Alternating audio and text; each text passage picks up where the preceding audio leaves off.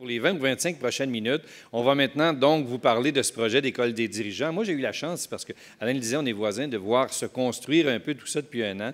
Je peux vous dire toute la passion, l'énergie, la compétence qui a été allouée à ce projet-là. Beaucoup de gens autour qui y travaillent. Alors, on est très heureux de vous recevoir pour ça. Le projet d'école des dirigeants est extrêmement stimulant. Pour en parler d'abord, ceux qui connaissent le directeur du HEC ne seront pas très surpris de voir naître aujourd'hui le projet d'école des dirigeants pour deux raisons. D'abord, parce qu'il est obsédé par cette question-là depuis longtemps, il la souhaite depuis longtemps, il l'entête depuis longtemps. Et deuxièmement, parce que c'est un entêté. Donc, le directeur HEC Montréal, Michel Patry.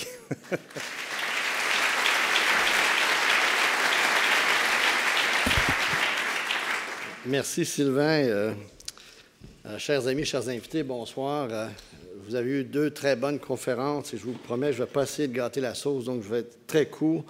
Vous me permettrez d'abord de saluer Dan Musica, très bon ami. Dan, thanks for being here. Thanks for your presence here today.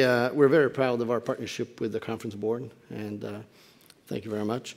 Je vais saluer également Robert Dutton qui nous inspire dans cette démarche. Alors, écoutez, mesdames, messieurs, pour nous, là, c'est une journée vraiment festive.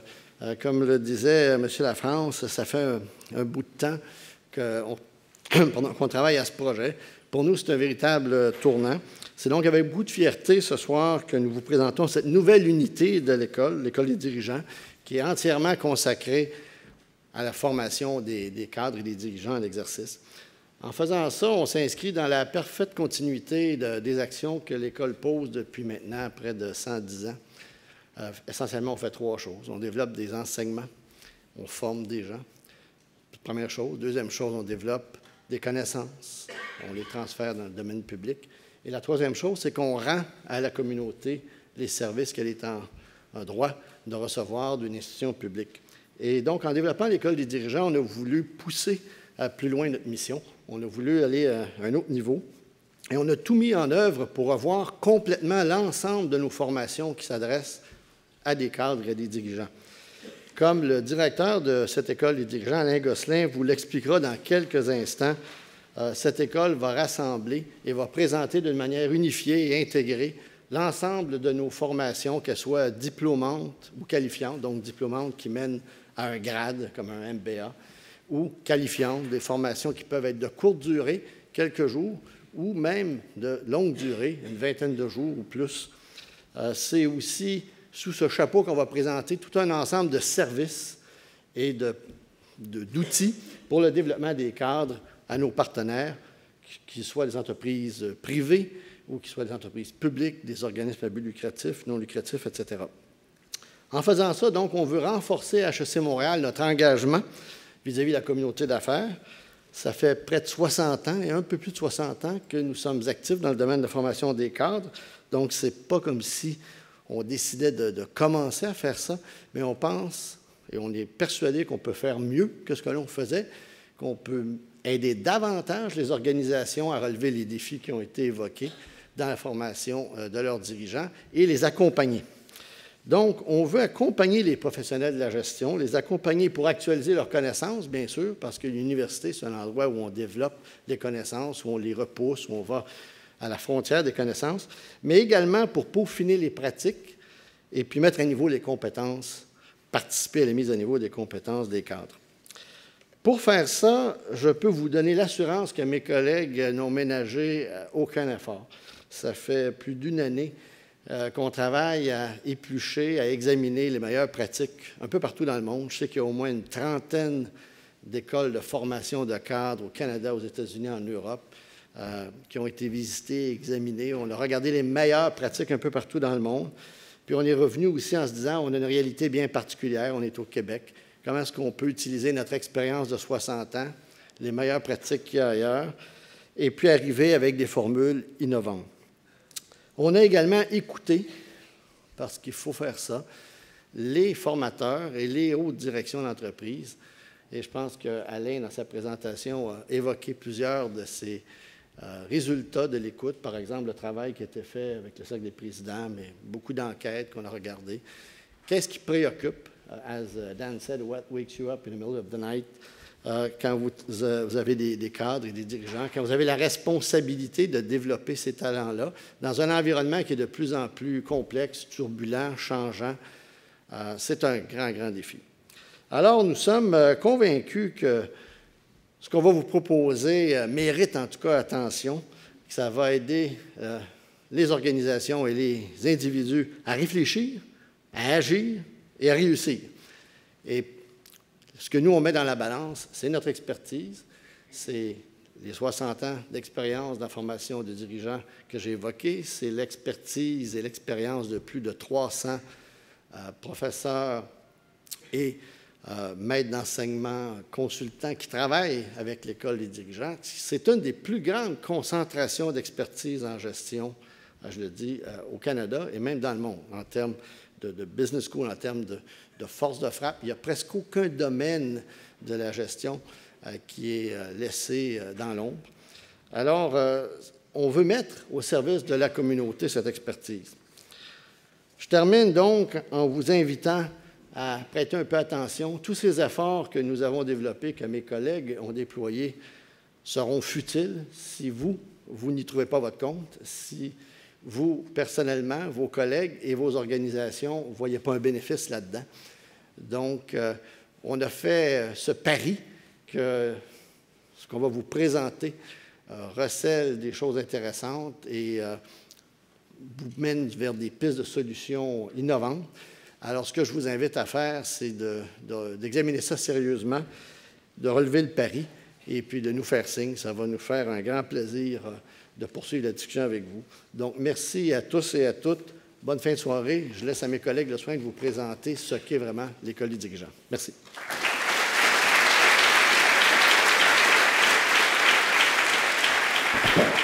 Merci beaucoup, Michel. Et j'ai eu l'occasion de vous le présenter plus tôt. J'ajouterai simplement à tout ce que je vous ai dit qu'il est aussi donc le chef d'orchestre de l'École des dirigeants HEC. Alors, je vous demande d'accueillir Alain Gosselin.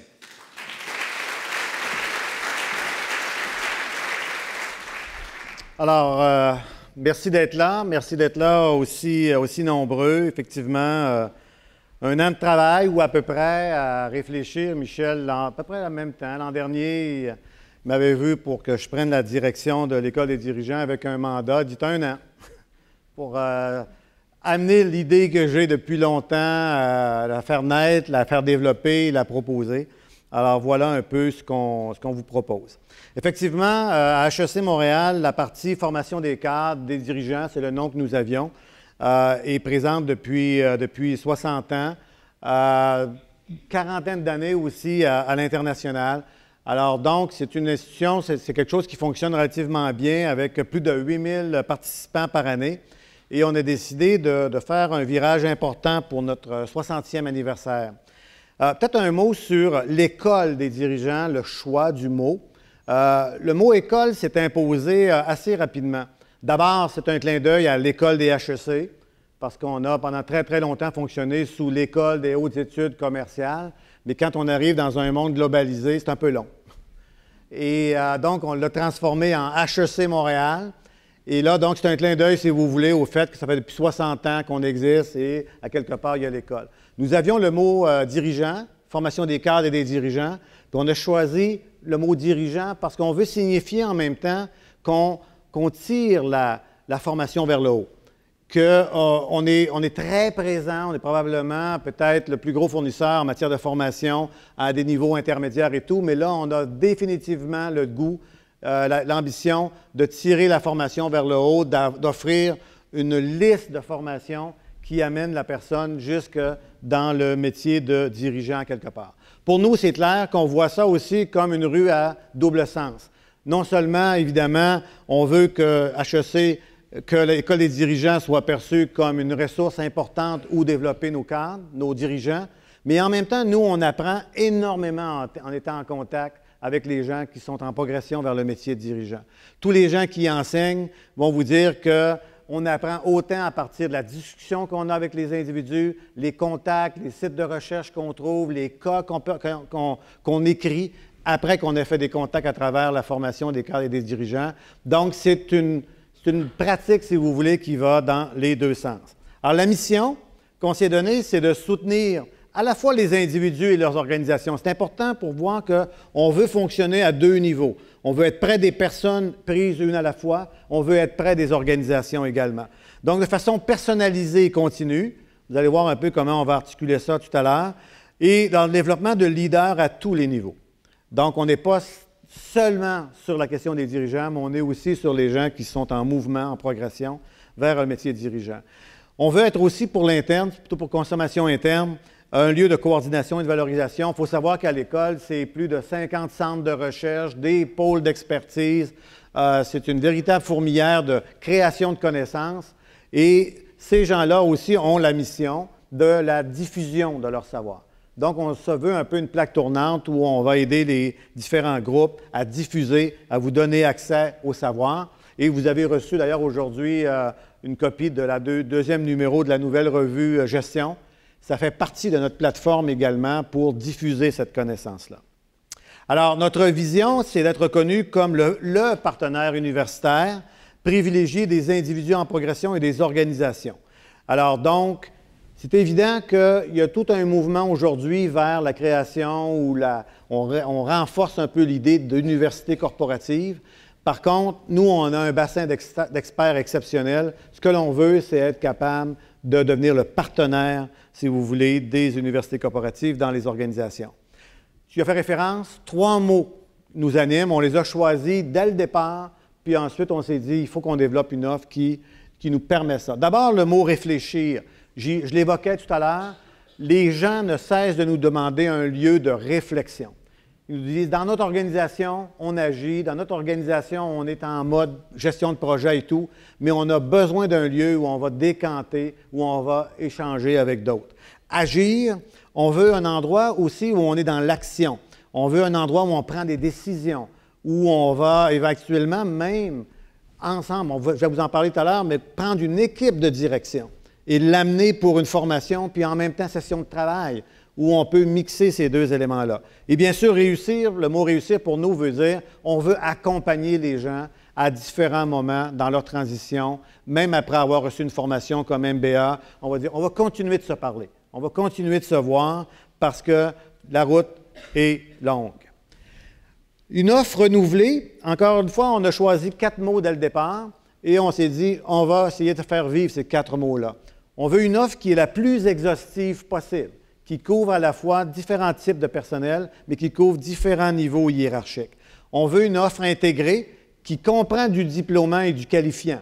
Parce que dans la vérité, nous, on offre tout. Les gens veulent aussi les 2 dimensions. On veut une offre qui est flexible, donc des programmes qui sont à la fois courts, à la fois longs, et on veut que ce soit personnalisé.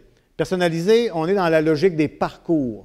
Nous, ce qu'on veut, ce n'est pas nécessairement des gens qui vont venir consommer une activité ici et là. On veut des gens qui sont dans une démarche et on veut offrir des produits tout au long de cette démarche-là. Alors, je vous présente, dans le fond, les 3 blocs autour desquels on a construit notre offre et j'entoure dès le départ une innovation qui, pour nous, mais qui n'est pas une innovation dans les faits pour ce qu'on est, parce qu'on offre du diplômant et du qualifiant. Mais pour la première fois, on va les mettre ensemble. Pour la première fois, on va dire aux individus, aux organisations, vous voulez vous développer, il y a aussi du qualifiant qui va venir compléter, si vous voulez, la partie diplômante. Alors, vous connaissez évidemment l'exécutive MBA, c'est une belle aventure. Louis, on est dans quoi, la 7e? 7e cohorte, une quarantaine de personnes à chaque année, un programme qui a énormément de succès. L'an dernier, qui a été classé comme le 4e meilleur au monde pour la qualité des participants. Alors, je pense qu'il faut être fier de ça. Et on a aussi notre MBA, qui est sur 1 an, en anglais, en français, donc dans les 2, avec des projets en intervention, des campus abroad. Donc, on a là 2 programmes qui sont à la fois très bien ciblés sur le plan international, différents, complémentaires, et on veut qu'ils gardent leur personnalité. Mais une chose intéressante, Louis Hébert est le directeur maintenant des 2 programmes, donc on va être capable de réfléchir en termes de développement croisé tout en gardant les personnalités différentes de chacun des programmes. Autre chose, c'est l'accompagnement, c'est dans le fond une suite de programmes pour développer la relève dans la continuité. On a créé un ensemble de programmes que je vais vous présenter C'est essentiellement pour des gens qui ne veulent pas faire un programme de MBA pour une question d'accessibilité, pour une question de temps, de charge de travail, peu importe. Donc, on leur propose une progression en 3 niveaux, l'essentiel d'un MBA programme avancé et leadership de direction, qui, au bon moment dans leur carrière, en juste à temps, les gens vont pouvoir le prendre. Donc, un nombre limité de jours qui, essentiellement, fait ce qu'un bon MBA fait, c'est de prendre des gens en progression et d'ouvrir, et de les sortir un peu de leur logique de silo jusqu'à date et de leur donner une vision complète de la gestion. Alors, on va le faire en 3 niveaux et on peut aussi décanter des essentiels d'un MBA particulier. Sylvain, tu nous proposes un MBA, un essentiel d'un MBA pour les professionnels de la communication et du monde des médias, mais on peut en avoir aussi dans d'autres secteurs. On peut aussi avoir des essentiels d'un MBA dans une organisation, co-brandée, HEC, École des dirigeants et l'organisation. Ce qui est intéressant, c'est le module 4, c'est les conférences post-MBA. Depuis des années, on cherche une façon de poursuivre la discussion qu'on a avec les gens qui ont fait un MBA. Ils ont fait leur MBA à 32, 33 ans, ils ont encore de nombreuses années devant eux. Alors, à quelque part, dans ta progression, tu as des besoins nouveaux, il y a plein d'enjeux nouveaux. Donc, on va vous proposer une série de conférences. C'est hyper flexible, les gens les prennent quand ils veulent, comme ils veulent. C'est une série de conférences qui va nous permettre de saisir le passage. Ici à l'école, c'est plein de gens qui passent pour une journée, 2 jours, 3 jours. Donc, on va offrir une palette très large de problématiques à un haut niveau. Donc, ce ne sera pas là, des problématiques de base, ça va être des enjeux stratégiques et on va permettre aux gens de revenir à l'école pour 1 soir, 2 soirs, 3 soirs et de se construire, si vous voulez, une continuité dans leur formation. Les séminaires, c'est ce que vous voyez depuis 60 ans. Nous avons plus de 80 séminaires dans à peu près 60 thématiques différentes. On continue à chaque année d'en ajouter, d'en retirer. C'est une offre qui est constamment vivante. Et on l'a décidé cette année de la mettre sous une nomenclature particulière. On s'est dit, les gens, un des problèmes que les gens nous disaient, vous avez une offre qui est tellement vaste que j'ai de la difficulté à faire des choix. En fait, je voudrais tous les prendre. Bonne idée. Alors, l'idée fondamentale, c'est de dire comment vous pouvez faire un choix dans un parcours. Et nous, dans le fond, ce qu'on vous propose, c'est une grille un peu de compétences qui dit, dans le fond, le gestionnaire, tu commences d'abord par ta crédibilité professionnelle. À quelque part, tu es un expert et on a plein de programmes qui consolident ton expertise. Ensuite, quand tu te déploies au fil de ta carrière, tu devrais te déployer sur 2 axes. Un premier axe sur le plan individuel, où tu devrais gagner en efficacité, donc je livre d'excellents résultats, même dans un contexte exigeant, et aussi en termes d'influence, les dimensions de leadership, les dimensions d'habileté politique, etc. Sur l'autre axe, c'est l'aspect organisationnel. Si tu te développes seulement sur le plan personnel, ça va tout à l'heure poser problème. Il faut que tu te développes également, il faut que tu sortes de ton silo, il faut que tu regardes les autres fonctions, il faut que tu ailles chercher les bonnes grilles d'analyse et il faut que tu acquières une réflexion qui est stratégique. Alors, notre offre est autour de ça. Et chaque séminaire que nous proposons est attaché à l'une de ces compétences-là. Comme quoi, donc, vous pouvez faire un choix un peu plus éclairé parmi l'offre importante. La série Parcours Expert, c'est vraiment la liste de programmes qu'on propose pour les gens qui sont dans la partie crédibilité. Je suis un très bon professionnel en marketing, je veux savoir qu'est-ce qu'il y a de nouveau, je veux aller chercher des trucs, je veux rencontrer des experts, je ne veux pas devenir directeur général, je veux renforcer mon expertise dans le domaine. Donc, on propose ce qu'on appelle des parcours experts sur plusieurs jours où les gens ont la chance de rencontrer un expert par demi-journée et ça fait le tour de la question. Et à ce moment-là, c'est un espèce de refresher pour quelqu'un qui aura eu une formation il y a quelques années et qui est préoccupé par les choses les plus récentes. Formation sur mesure, ça fait depuis très longtemps, les chiffres, c'était l'an dernier, c'est plusieurs milliers de personnes. Formation sur mesure, c'était 10 000 participants en formation sur mesure depuis 2010. Donc, on va dans les organisations, on prend nos programmes, on les adapte à la réalité de l'organisation et c'est une partie extrêmement importante de ce que nous faisons. Vos besoins, nos experts, c'est nouveau. J'ai eu au fil des années quelques questions, quelques demandes d'entreprises qui disent « On a des besoins ponctuels. La formation ne répond pas nécessairement à nos besoins ponctuels et vous avez une banque de plus de 300 experts. Comment on peut accéder à ces experts-là sans passer par un mode de formation? L'exemple m'est venu à quelques reprises. Des gens ils disent « J'ai des individus, ils travaillent sur un projet, ils ont besoin d'avoir un peu d'appui. Mais en même temps, si je demande à une firme de consultants de s'investir, ce qu'ils vont faire, c'est qu'ils vont faire un gros rapport. Ça va nous coûter très cher. On va faire un gros rapport, puis pendant ce temps-là, la personne ne se développera pas. Est-ce que je ne pourrais pas prendre un de vos experts qui pourrait accompagner cette personne-là ou ce groupe-là à quelques moments pour qu'après ça, elle reste propriétaire du dossier? Alors donc, on va vous proposer une série de moyens pour pouvoir connecter des besoins ponctuels que vous avez avec nos experts. Ça peut se faire sous deux formes, essentiellement sous la forme de conférences. On le fait déjà avec des organisations qui disent « Mon comité de direction veut grandir. Mon comité de direction a des nouveaux joueurs suite à des acquisitions, des fusions. » Le président nous dit « Comment on pourrait avoir une activité qui ferait grandir le comité de direction? » Après le comité de direction, on joint une discussion de 2 heures sur un enjeu comme l'innovation. Ils savent que c'est une préoccupation, mais ils ne savent pas exactement par quel bout prendre la discussion, prendre l'enjeu. Donc, on va avoir une discussion riche d'à peu près 2 heures, 2 heures et demie autour de cet enjeu-là.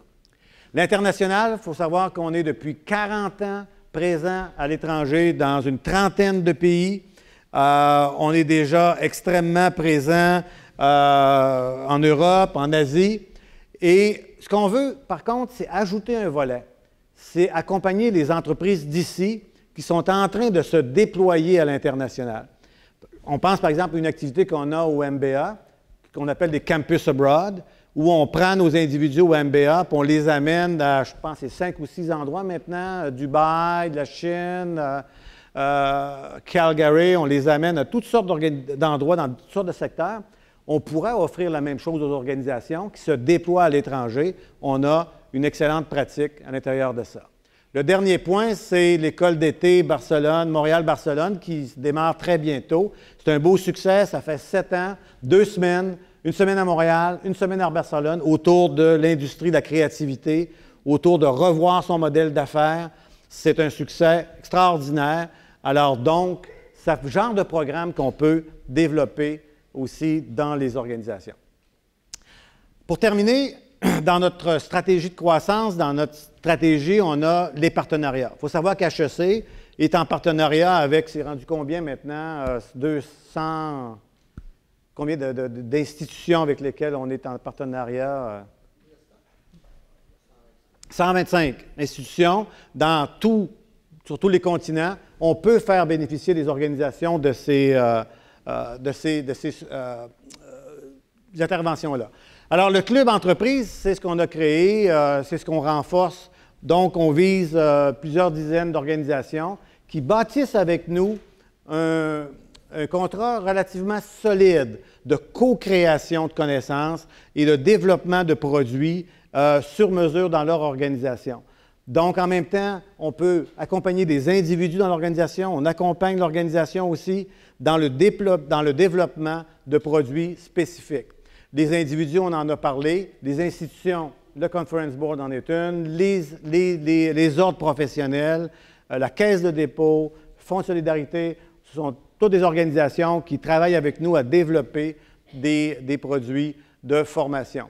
Et enfin, bien sûr, on a les pôles, qui sont des pôles d'excellence ici à l'interne dans l'organisation et qui génèrent de la connaissance qu'on va aussi recycler en matière de programmes de formation. Alors, vous voyez un exemple des principaux partenaires pour le moment et on est en discussion avec beaucoup d'autres.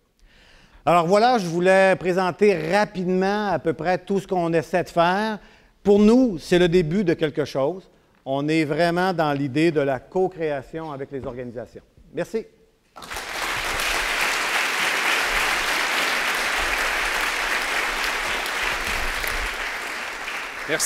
Merci beaucoup, Alain. Notre dernier intervenant, avant de passer à la partie plus sociale de cet événement, c'est encore une fois quelqu'un qui n'a pas tout à fait besoin de présentation dans une école de gestion, mais je vais quand même vous le présenter. Puis vous allez me permettre, Robert, moi, de commencer par le commencement. En 1977, un jeune diplômé de HEC Montréal entre au service de Rona en croyant qu'il n'y fera qu'un bref passage. Pourtant, jusqu'en 2012, il y était toujours. Il a même assumé la direction à titre de président, chef de la direction pendant 20 ans, après avoir occupé plusieurs fonctions clés, dont celle de vice-président exécutif, chef des opérations. Reconnu également pour son engagement personnel, notamment auprès de personnes souffrant de problèmes de santé mentale, mais aussi auprès des jeunes ou des causes comme celle de l'alphabétisation, Robert Dutton est aussi un véritable ami de l'école, toujours prêt à partager son expérience avec les étudiants et les diplômés. Il a notamment présidé la campagne de financement de 1999, a joint en 2007 le comité d'honneur des fêtes du 100e anniversaire de l'école et a reçu un doctorat honoris causa. Mais ce soir, on le reçoit surtout comme tout nouveau président du comité aviseur de l'École des dirigeants, M. Robert Dutton.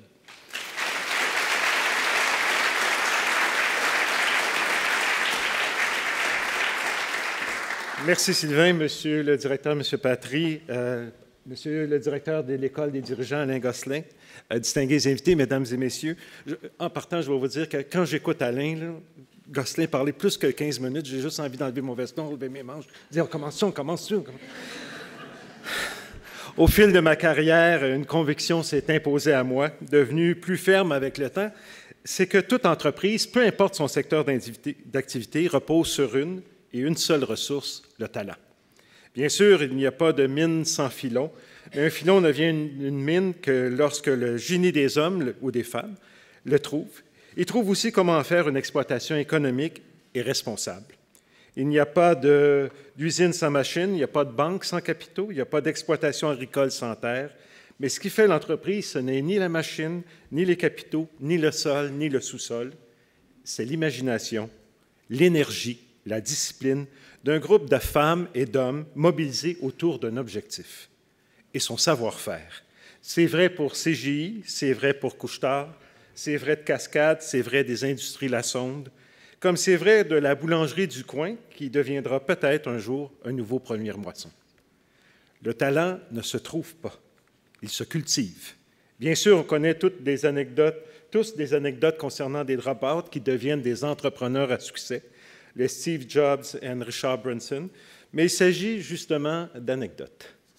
La vérité est plus académique, si je peux dire.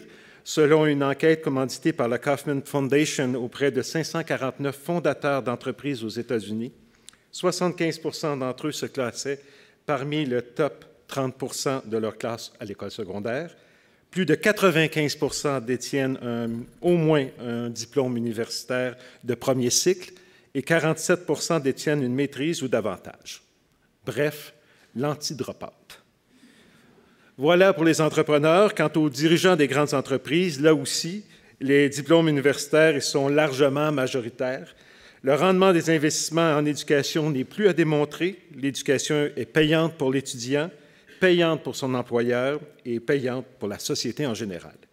Une main-d'œuvre éduquée n'est pas seulement plus productive, elle est aussi plus innovante. L'entreprise et la société ont besoin de scientifiques et d'ingénieurs, bien sûr, mais aussi de gestionnaires et de leaders efficaces.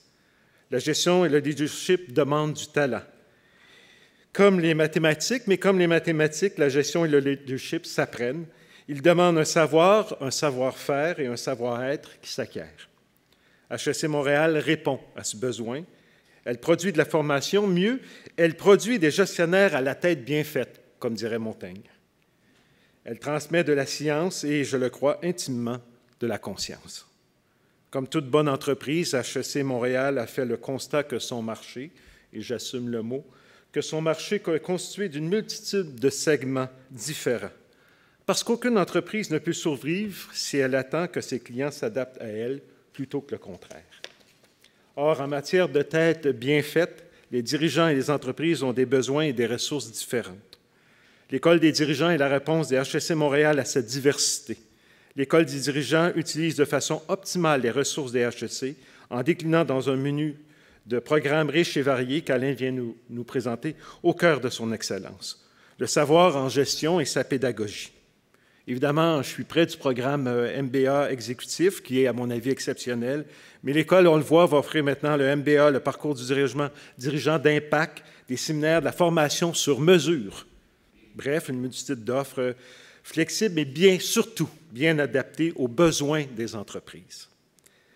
C'est donc avec beaucoup de fierté, mais surtout beaucoup de conviction, que je m'associe à l'École des dirigeants de HEC Montréal. Je tiens à remercier Alain de m'y avoir invité. Et Alain, je souhaite que ma contribution soit à la hauteur de tes attentes. Pour ma part, je sais déjà que je profiterai à plein de mon association avec l'École. Merci, bonne soirée.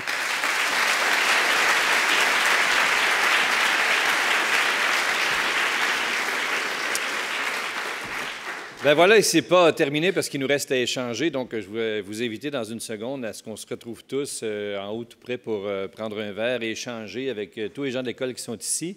Je remercie encore beaucoup Daniel Musica, Alain, Robert, tous ceux qui ont fait des présentations aujourd'hui. C'était très riche comme présentation. Vous savez, je suis associé à l'école depuis 3 ans déjà et je suis encore aussi émerveillé chaque fois qu'il y a une présentation devant la qualité, la diversité des talents qu'on trouve ici. Je suis très heureux d'y être. Alors, très heureux que vous y soyez aussi. Merci d'avoir été là avec nous et surtout, je vous invite à poursuivre avec nous maintenant pour échanger plus informellement. Merci tout le monde.